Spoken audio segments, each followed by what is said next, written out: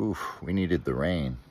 But guys, don't take storms in life, divorce, breakups, or anything too seriously. The fabric of the world is very stressed out right now and changing and challenging.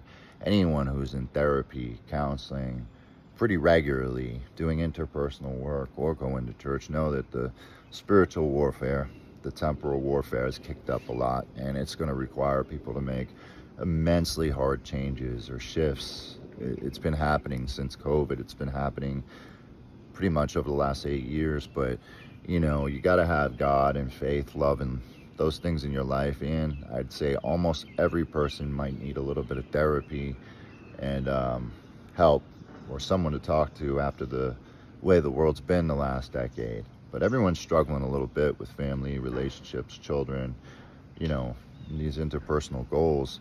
Um, but I mean, it's like, put caution to the wind. Always watch what people say. Are they healed or are they hurt? Are they victims or are they heroes? Can they speak up, be transparent? But I just think without God, love, a testimony, and a lot of interpersonal work and a lot of staying busy, this world's going to be wicked hard to be dealing with and super daunting in so many ways. But you got to know where light, love, and family and hope and guarantees are. And that's why I tell people I'd much rather be in love with God, Jesus, than a bad relationship or something codependent.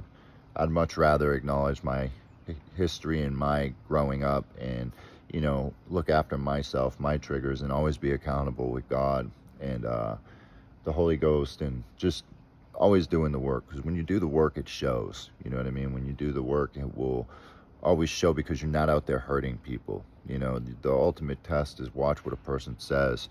If they're always a victim, then it tells you a lot. But if somebody's facing the fire, they're facing, the things that they need to, you'll be able to tell. But always watch what people say, the synergy of what they say and how they behave and how they act, and that will tell you who and what they are.